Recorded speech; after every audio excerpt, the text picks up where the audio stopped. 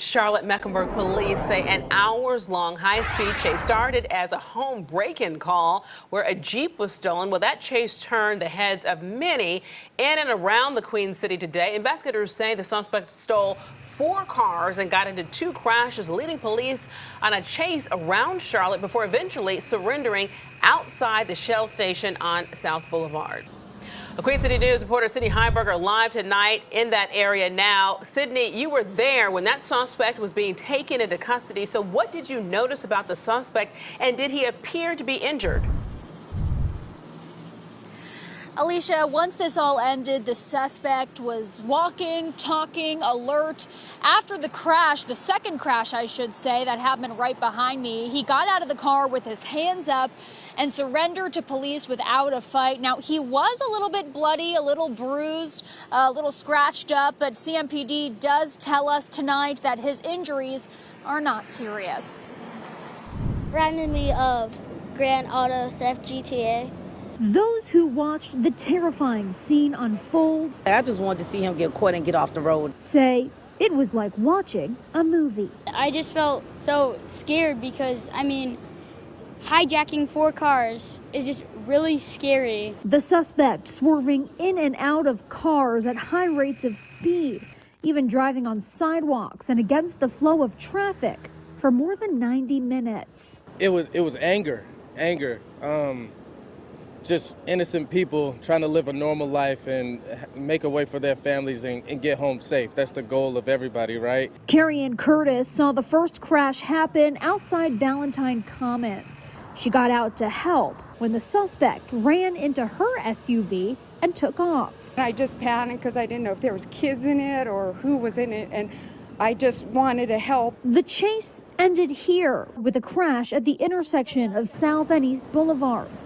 The suspect taken away in an ambulance, and witnesses left speechless and grateful that no one was seriously hurt. To the driver of the car, I just like to know why he would risk so many innocent lives in something so careless.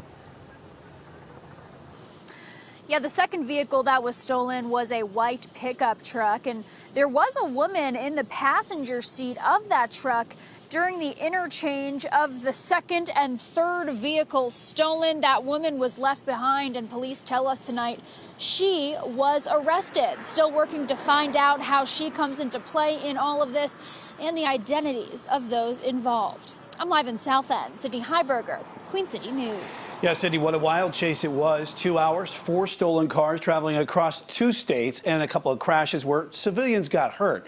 People of Charlotte were sounding off today about CMPD not pursuing the suspect. Chief Jennings says it is department policy to only engage in a pursuit when innocent lives are in danger. Many said innocent lives were in danger. We had aviation unit that was in place that was able to track this individual. We never lost sight of him. According to CMPD policy, for officers to engage in pursuit, there would have to be danger to the public, something like an armed robbery, a shooting where someone's life was in danger at the time. Absolutely. I think once you put blue lights and sirens behind a vehicle, that ramps up the adrenaline of the individual driving. Critics are saying the adrenaline of the driver was already at a fever pitch. Several crashes, 4 stolen cars. We have to look at all of those factors and weigh all of that in and see that, at that point where you're talking about hit and runs that are that the suspect's involved in. And those are not, at this time, those are not considered crimes dangerous to life as far as our policy is concerned. CMPD's no pursuit policy is not uncommon, as many law enforcement agencies across the country have similar policy. Yeah, we're constantly looking at the pursuit policy. Our last pursuit policy was put in place and changed in April of this year. But many question if that's the right answer. The last thing I want to do is have a police officer behind an individual vehicle, which causes that driving to escalate, and someone gets seriously hurt or killed, and then we're sitting here talking about that in front of the media today. Now, the chief added that he is proud of his officers today and that nobody died, and for the most part, everyone got to go home safely. But to the driver of a truck who took upon his own pursuit to ram the suspect off the road, that is not recommended.